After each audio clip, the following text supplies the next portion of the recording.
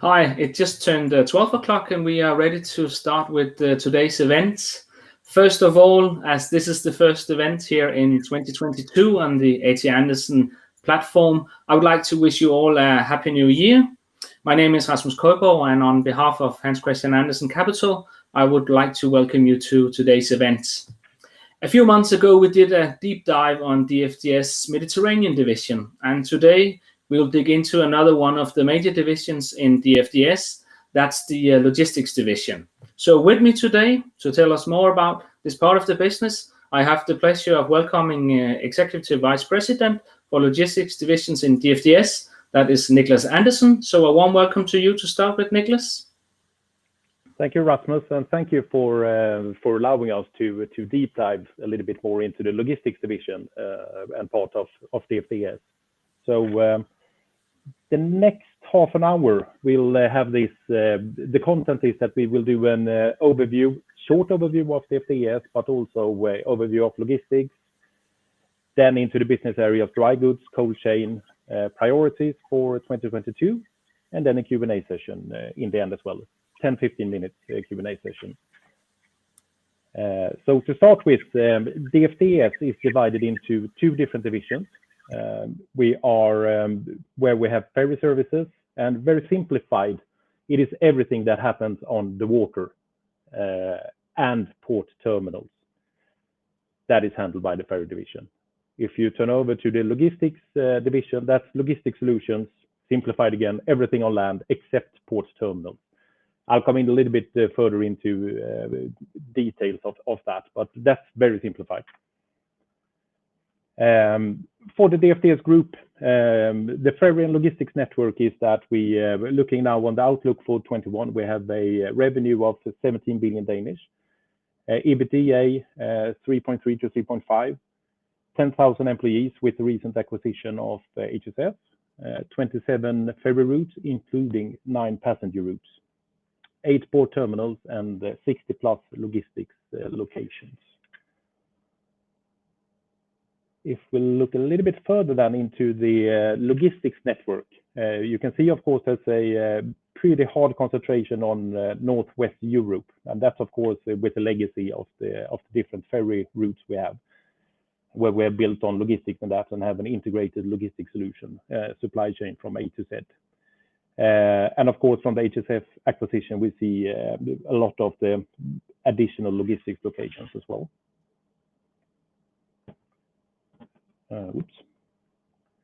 DFDS business model is built into 3 core activities. Ferry routes, as I talked about, we have freight and passengers. We have the catchment area A and catchment area B, where we go from port to port with the ferries. If you go into logistics, you have the door-to-door solutions, where, as I said before as well, supply chain A to Z. We have a pickup point. We go to the port terminal. We utilize our ferries. And then we pick it up again in port terminal B, then if you call it that, and delivery point to customers, if we are talking about full load or direct deliveries. Otherwise, we are talking about also that we have contract logistics, and that is for dry goods and cold chain. And that is actually where we have warehouses, we have pick and pack, we have distribution for different customers from the contract logistics site. That's something that we had all along, but we're also trying to build even more and more about that. And we have just recently in Q4 and Q3 as well looked at expanding the footprint in Sweden, where we are building 3 new contract logistics sites, and we also have 2 new sites in Holland, and looking in UK as well to expand there. So that's a growth area for us at the moment in contract logistics. With the acquisition of HSF as well, we have reorganized the logistics division to the new DFDS logistics division, where we have organized into 2 business areas. Historically, we have had 3 business units, which has been UK, Ireland, Nordic, and Continent. Now we have the reorganization is actually the 2 business areas is now dry goods and cold chain. You can see as well that's an equal part of the revenue, where you have 4.5 billion in dry and 4.5 billion in cold chain as well. And I'm heading up that logistics division.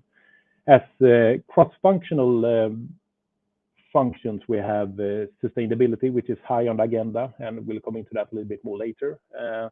Strategic sales, which is both for dry and cold, and the bigger customers. Truck and driver management, highly important as well. We're coming into the mobility package and everything else, and that's cross-divisional or cross business area. And contract logistics then, which is both for dry and cold.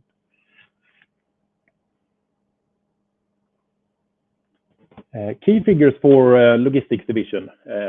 With HSF Logistics Group consolidated from 14th of September 21, after a pretty long period of from getting the approval from the competition authorities in Brussels. We have been able to do that. So you can see the pro forma full year revenue of 3 billion and EBITDA of around 0.4 billion in the HSF. So you can see as well then that you have a revenue up to the 9 million I talked about. We have a margin which is up on 10%, and we have an EBITDA of 900 million Danish with the consolidated figures now then, or pro forma. We have a ROIC that's a little bit lower now with the acquisition of HSF, down to 8%, and a higher invested capital.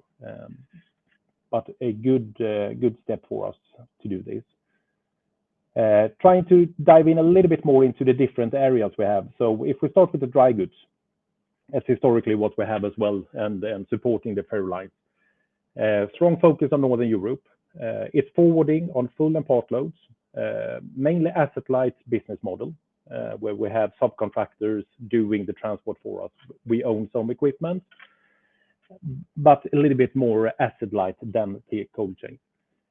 Contract logistics, historically very heavy in automotive, but we are getting into different customer segments there as well, on top of the automotive solutions we have. Pretty fragmented market still, more consolidated in specific corridors, and there we talk about, as I said as well, where we have strong ferry lines as well, and there we are pretty good consolidated. We see a trend as well on the market. There is a customer demand for the partnerships and digitalization and sustainable solutions, and try to do that together with our customers. That goes for the bigger customers, but also mid-sized and smaller customers as well. And we work quite a lot on that and try to be the supplier of one supply chain solution, where we have everything from the logistics and in the ferries as well. Of course, with Brexit, we see a huge potential with the custom services. We started that already last year, of course, with the first wave of Brexit, and now this year we see even more with from Sunday, more or less, than where we have the grace period for imports to UK is over. So now we're going to that customs clearance part as well. Deep dive into cold chain. Just first of all, to show a little bit of footprint and how we saw when we did the HSF acquisition. And you can see that on the map. It's a good geographical fit. It's a good strategic fit for us, where we expanded, and where you can see the DFDS sites pre-HSF, and then you see the HSF sites as well. We have created a leading cold chain provider in Northern Europe. We have now around 1,200 trucks operated. We have over 3,000 reefer units or cold chain units. We are in over 40 locations, and we are 2,500 employees in that cold chain provider, and we are very, very strong at. And the cold chain is it's focused on Europe. With HSF acquisition, there is also a activity in China, which we hold on to, which is where we have followed customers to China and try to provide in the full supply chain. We have forwarding of full and part loads, mainly Danish-based asset-light business model, and then on the continent it's a little bit heavier on the assets. Distribution centers, where we mainly have the seafood, which is the old DFDS network, a lot of aquaculture there, and HSF is mainly meat. Of course, we have other foods, we have other cold chain customers as well, but those are the two big ones. We would say as well that looking at the cold chain market, it's less fragmented than dry goods market, and a good potential for us to develop market position even further by organic growth and by further acquisition.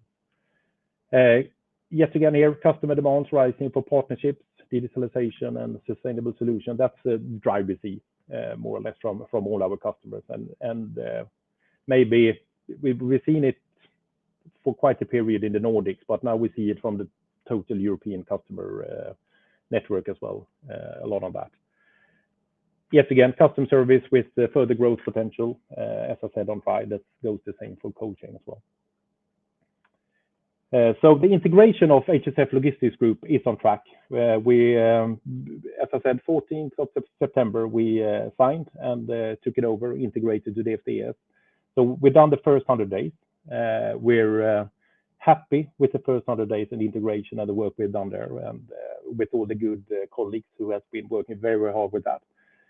We have expected 75 million of synergies with a full run rate in the end of 2023. Good progress in that as well. We see the focus areas in the integration is, of course, commercial, where we see, as you can see as well on the geographical footprint, we are strong now, so we can grow with our customers. Operations, a lot of scale effects there with equipment, trucks, and how we utilize all the equipment better. Procurement with the scale of the new logistics division. IT, to be able to have one IT system, and business support in that.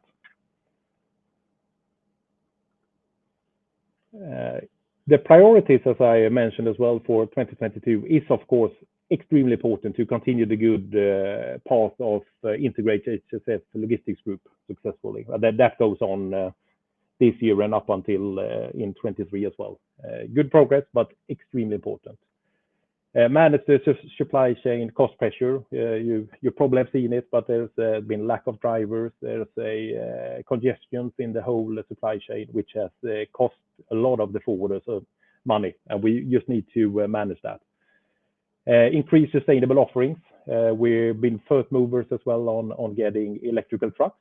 We ordered 125 electrical trucks out of Volvo, and are starting to deploy them in Q3 22. Super interesting, and we have a big customer demand on that as well. Prepare for the EU mobility package. Pursue post-Brexit opportunities and prepare for final implementation of that. And that is happening as we speak, and of course to reap the benefits of that. And drive the organic growth for the logistics division in total. Those are the immediate priorities for 2022. And then we actually go into a Q&A session. Very good, Niklas. Thank you very much for the presentation. And as you said, we are ready to take some questions, and you're welcome to answer your questions in the chat on the lower right, as most of you are used to. And there came in a few questions in the beginning of the presentation. There was one asking about sort of the competitive landscape. Who are you competing against? I think you said also that, at least on the cold chain, that it's quite a fragmented market, but do you see some larger players there, or is it mainly a lot of smaller individual players? Yeah, but I think it's a little bit different. I think what I said is that on the cold chain, it's less fragmented. There's less competition on that one, even if it's fierce competition, of course, on all markets. But the big competition is, there is a couple of forwarders in Europe who are very, very strong. A Nagel Group and Steph as well, even if we're not maybe on the same, all on the same play field.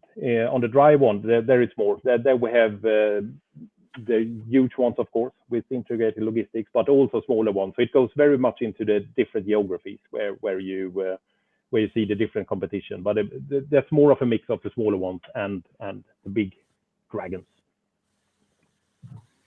Very good. And there was also a question on the China business that became part of DFDS by the HFS acquisition. Could you give us a little bit indication of the size of this market or the business here? Yeah, it is actually pretty small. I don't have the exact revenue figures, and I don't know, Søren, if you could help me with that as well later on. But it's a small part of HSF business. So we can come back on the figures there a little bit later. Very good. And there was also a question on the EU mobility package that you mentioned on one of the last slides. What are the main points and how will that influence your business? Could you give us a little input on that, please, also? Yeah, but it is with the risk of getting complex now, but it is ambition from EU as well and from the industry to improve the transport sector and it is a set of initiatives on how the mobility and transportation sector in EU is governed, administrated, and operated for the same pay for the different drivers. And that, of course, that goes in different phases. So what we see now in February 2022 is that there you see a lot of the implementation of this, where you actually implement that, how should I say, of the final pillars, posting of drivers, market access will be carried through. And that's a little bit with the whole salary part, that you should be paid equally. You should be able to go home and not rest in your truck. I think we are pretty good positioned. We have a good operation as well, where we're strong. We have our own trucks. We have a state-of-the-art facilities for the drivers, and we have a good setup as well, where we are in the geographies we are actually able to accommodate the mobility package very, very good. It's a little bit that one is difficult to answer in a short thing because it's pretty complex, but that's in a nutshell what it is. Very good, thank you, Niklas. There's also a question on sort of like historically logistics has been it's been harder to generate a profitable income here compared to sort of the ferry division, and now you're sort of expanding further into this area and doing some large investments.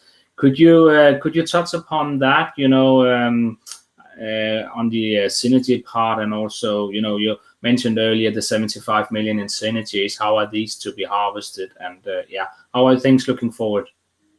Yeah, but I think it's a lower margin, of course, but it's less invested capital as well and assets in the logistics part of the business. So we need to take that into consideration as well. But where we're moving into the cold chain, we're moving into stronger supply chain solutions. We do the contract logistics. There we actually can harvest a higher margin as well, and we want to grow within that, but also grow together with ferries, of course, to be able to have the full supply chain where we can sell the reliability of A to Z supply chain.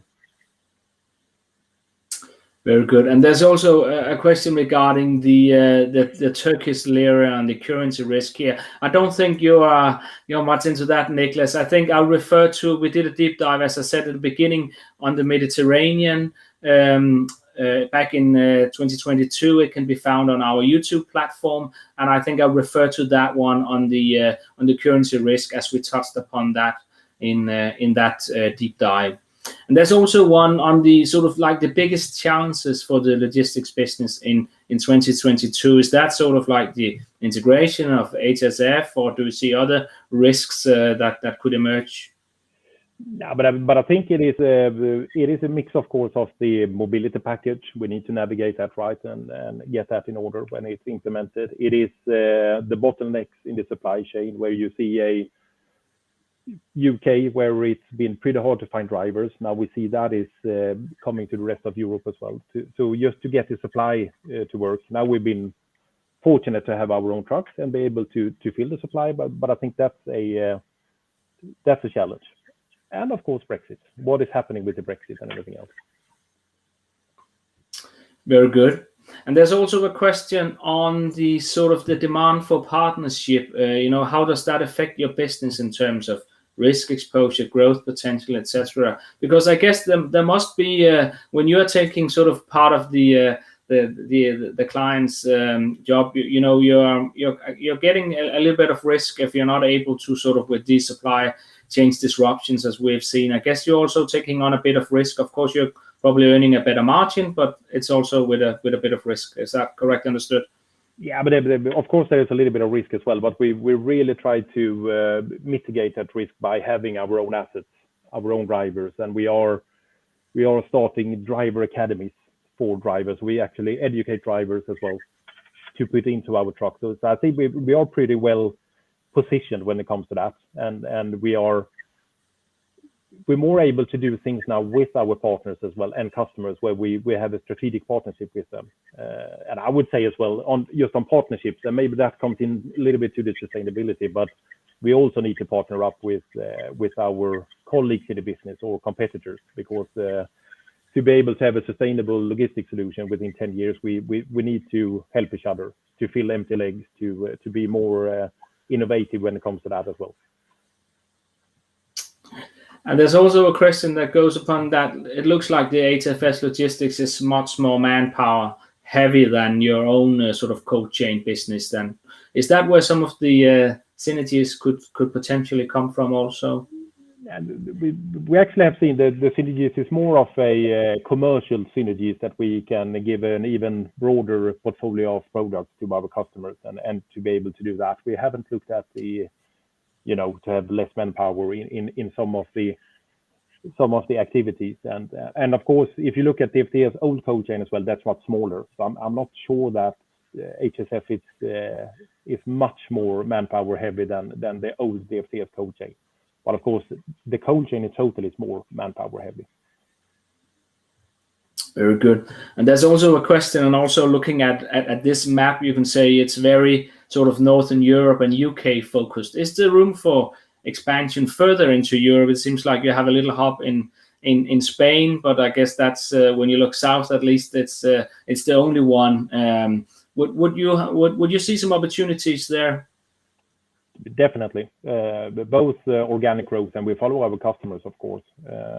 And I think if you go, maybe I should go a couple of slides back, but there we can see the full footprint, of course, of logistics. So we have a few more sites as well in both France and Spain as well. But yes, we can grow more into Europe, and we want to grow more into Europe as well. Very good. And there was also a question, but I think we might have to skip that one today, and maybe take it on the when we do the sort of the financial year 2021 presentation with management. But that was more on the competition with the Irish ferries on the channel. But I guess that's not your department, Niklas. Isn't that fair to say? No, I think that's a question for later as well, maybe on when we publish the results for 2021 then, or in another forum. I cannot answer that one. No, thank you. But looking at your business, it seems like it's sort of more a contract. It's more like a contract business. Does that give you some good visibility on the year? How is that sort of in general terms in this kind of business? If you look over a little bit historical then over the years, then I think the visibility has been pretty good. We have a lot of contracted business, so we know kind of what will happen, and we have the volumes from the customers as well. Of course, now 20 and 21 maybe are unprecedented as well with the COVID and Brexit, and there it's been up and down. But in general, yes, we have a pretty good take on what we have on contracts and how the volume should look for the year. Good. And could you also give us a little bit flavor on sort of your clients, your customers? How large are these ones? And could you sort of give an indication whether top 5 or top 10, how much of your revenue they are sort of in large terms? Yeah, but not to go in too much maybe on specific revenues, but I would say that the top 50 clients are representing a very, very big part of our revenue. But we also have over 10,000 customers in the portfolio as well. So there's a long tail as well, which are building up quite a lot. But top 50 is quite a lot of revenue. Yeah, very good. And maybe we could sort of end on sort of the ESG or the decarbonization part. What do you see in the industry at the moment? How is are the clients demanding this in a larger scale, and is it sort of part of the written contracts that you have? And you briefly mentioned with the electrical vehicles from Volvo, but I guess that's they are not sort of fully into phase yet. But yeah, but could you elaborate a bit on the ESG part? Yeah. Yeah, we going into the sustainability. I think there's a huge demand from the customers, but also from ourselves. We have a pretty ambitious target for our climate plan, then, that we want to be carbon neutral 2050, and by 2030 it should be half. And that we see from a lot of the customers. A lot of the customers in the Nordics are actually more ambitious than that and have 2025 targets, especially the automotive when we look at that, and maybe some furniture customers as well. So that's a huge drive for that. We see when we go back and get tenders from customers or answer already on rates, there's we need to put in our sustainability targets there as well, and which fuels are we going to use, which different scenarios, rail or whatever, electrical trucks, just to get through as well, and get the prices through and contract through. So that's a huge demand, and we've seen a big change on that the previous years, or the last 12-18 months. So that is a factor for the customer to take decisions as well, and we are well positioned. I think we're doing a lot of good things. We can do much more, and we need to do much more as well, and we need to do it together. It will not come for free, and that's where I was in a little bit as well. We should cooperate with our colleagues in the business to do the right thing here. Very good, Niklas. I think we will end by that. Thank you very much for an interesting presentation, and thank you very much for all the questions from the audience. I will just say that we have recorded this presentation, and it will be part of our webpage later. And then I'll just wish you all a nice day, and thank you for participating today. Thank you very much.